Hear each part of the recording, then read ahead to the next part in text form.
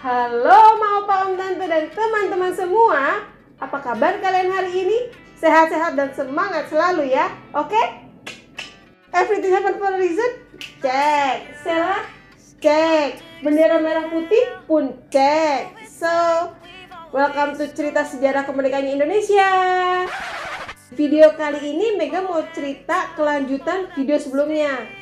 Nah, teman-teman MSK sudah pada nonton belum video sebelumnya? Kalau belum, nanti Mega cantumin linknya di kolom deskripsi ya teman-teman. Kalian harus nonton dulu supaya kalian dapat keseruannya.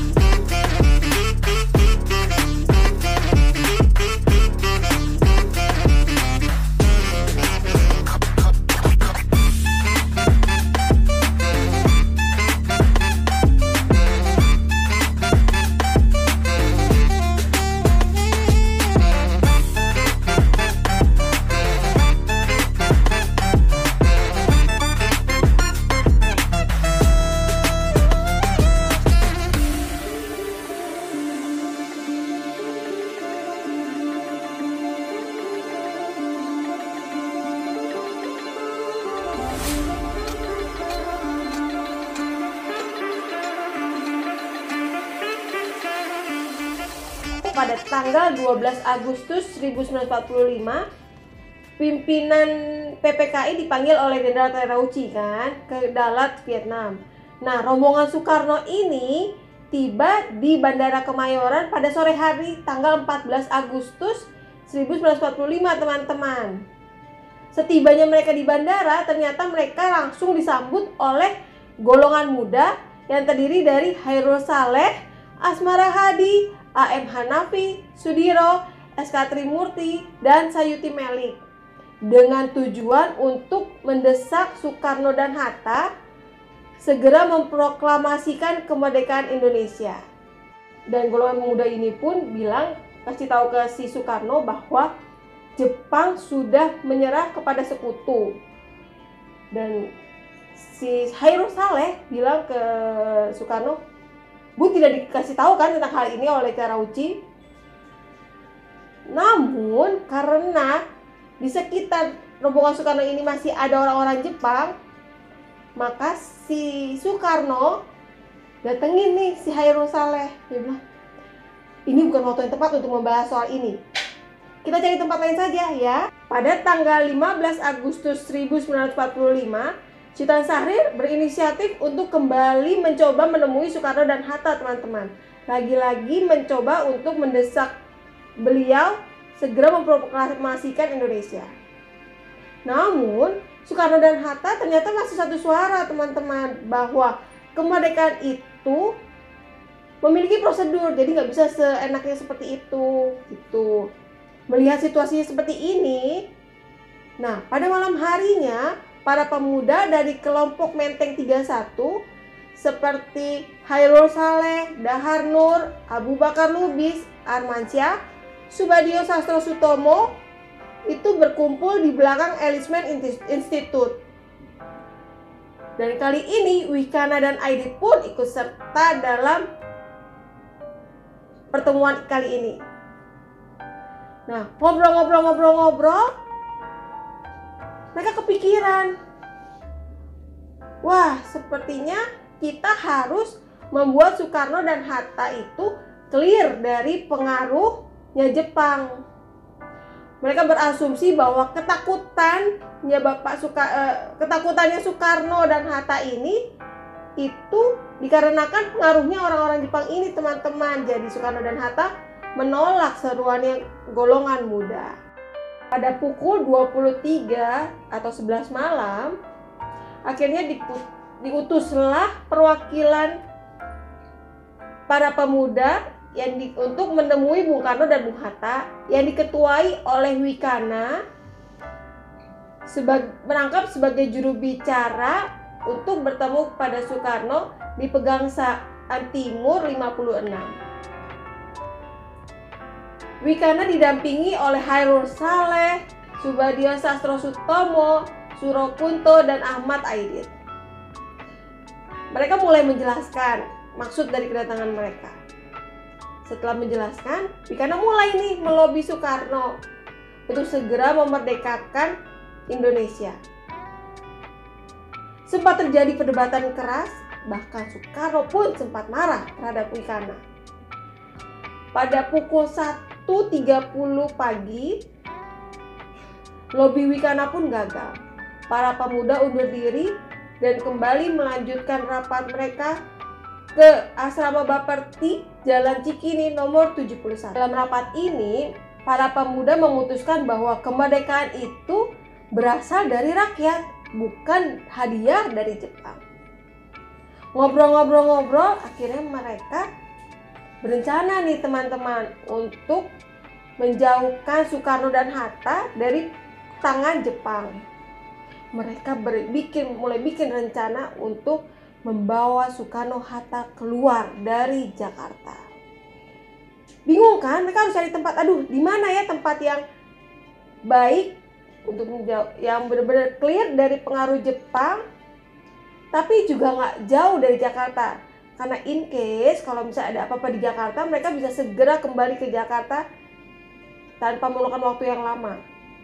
Setelah ngobrol-ngobrol, berdiskusi panjang lebar, dapatlah tempat, yaitu namanya Rengas Dengklok, teman-teman. Teman-teman MSG, ada nggak sih yang berdomisili di Rengas Dengklok? Atau mungkin ada kalian tahu tentang Rengas Dengklok? Boleh dong komen di kolom komentar, teman-teman. Jadi kita bisa diskusi tuh langsung di kolom komentar. Oke? Terima kasih. Akhirnya pada pukul 6 pagi rombongan Soekarno dan Hatta ini tiba di Rengas Dengklok di rumah seorang camat, teman-teman. Dan mereka pun kembali melanjutkan perjalanan melalui sawah dan sungai untuk ke rumah keturunan Chinese, yaitu Jiao Shiqiong. Nah, penghuni rumahnya ini oleh anggota PETA itu diungsikan dulu untuk menjaga keselamatan dari si penghuni rumah. Jadi mereka diungsikan oleh anggota PETA setempat. Jadi yang ada di rumah tersebut hanya Soekarno, Hatta, Soekarni, Ibu Fatmawati, dan juga Guntur. Dan kalian tahu apa, teman-teman? Sebenarnya pada tanggal 16 Agustus 1945 ini adalah jadwal PPKI untuk mengadakan sidang. Nah, Soekarno dan Hatta nggak ada. Otomatis Ahmad Soebardjo pun jadi panik. Jakarta panik nih, teman-teman. Ahmad Soebardjo berinisiatif untuk menghubungi Laksamana Maeda, yang dimana beliau ini pro terhadap kemerdekaan Indonesia, untuk meminta bantuan mencarikan di mana keberadaannya Soekarno dan Hatta. Laksamana Maeda mengutus ajudannya yaitu Nishimura untuk mencari keberadaan Soekarno-Hatta, tapi akhirnya Ahmad Soebardjo lah yang menemukan keberadaannya Soekarno dan Hatta. Begitu mengetahui keberadaan dari Soekarno dan Hatta, Ahmad Soebardjo didampingi oleh Yusuf Kunto dan Sudiro pun segera menjemput Soekarno dan Hatta. Nah, di Rengas Dengklok ini para pemuda masih tetap sumekeh mencoba untuk mendesak Soekarno dan Hatta segera memproklamasikan Indonesia. Kali ini ada Bapak Ahmad Soebardjo, teman-teman. Dari hasil berdiskusi panjang lebar, akhirnya terjadilah kesepakatan bahwa kemerdekaan Indonesia akan diproklamasikan selambat-lambatnya pada tanggal 17 Agustus 1945. Singkat cerita, pada tanggal 16 Agustus 1945 ini, rombongan Soekarno, Hatta, Ahmad Subardjo, dan Sukarni kembali ke Jakarta, teman-teman. Dan kalian tahu apa, teman-teman? Di perbatasan Jakarta, tepatnya di atas Klender, itu langitnya memerah. Dan Sukarni pun bilang ke Soekarno bahwa ini revolusi. Jakarta sudah mulai revolusi. Ibu, Bung lihat sendiri. Tapi Soekarno masih tetap stay cool, teman-teman.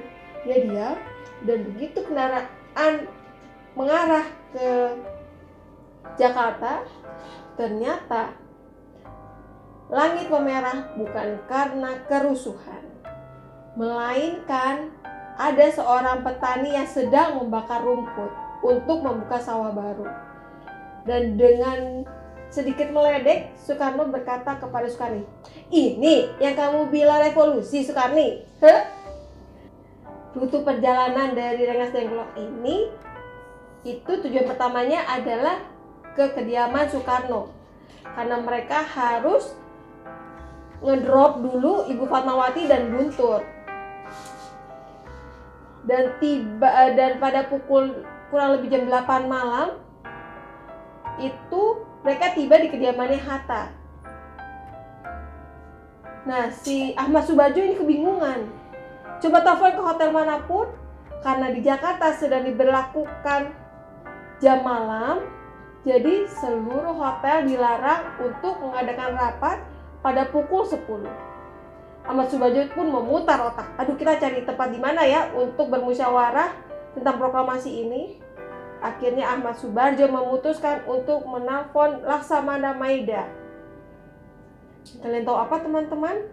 Laksamana Maida mengizinkan mereka untuk menggunakan rumahnya sebagai tempat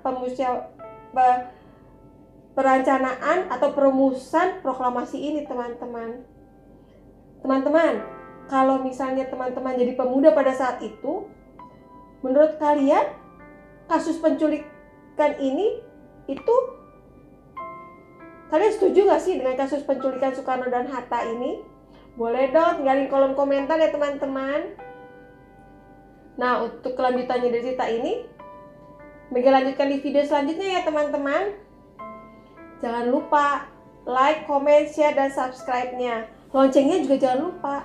Jadi kalian pasti dapat notifikasi ketika Mega upload video berikutnya. Sampai bertemu di video selanjutnya, teman-teman. Bye.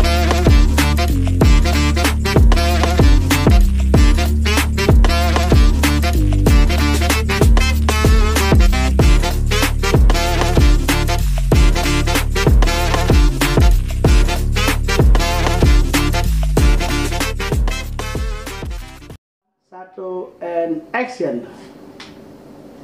Teman-teman MSG, kita kembali ke cerita ya. Nah, dari hasil rapat ini dan sudah didapatkan tempatnya, si para pemuda langsung gerak cepat nih, teman-teman.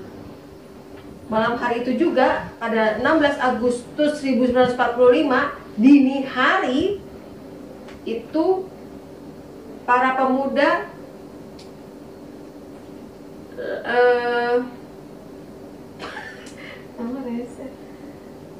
meluncur dari Cikini Raya untuk menjemput Bung Karno dan Bung Hatta. Pertama, mereka menjemput Bung Hatta dengan menggunakan sedan hitam, 2 sedan hitam. Pertama kali mereka menjemput Bung Hatta nih, teman-teman. Dan dilanjutkan menjemput Bung Karno di Gang Saan Timur 56 ini. Dan Bung Karno bilang, "Oke, saya bersedia ikut kalian dengan syarat Ibu Fatmawati dan Guntur yang saat itu masih bayi harus ikut." Akhirnya di malam yang masih gelap gulita, karena kan tengah malam ya, teman-teman, itu rombongan para pemuda dan Soekarno dan Hatta itu jalan keluar Jakarta menuju arah Karawang. Tapi tiba-tiba di tengah jalan, mobil yang dikendarai oleh Winoto itu harus kembali ke Pegangsaan Timur. Jadi mereka bertukar mobil nih teman-teman. Mobil yang dari Winoto ini harus kembali ke Pegangsaan Timur, soalnya susunya Guntur ketinggalan teman-teman.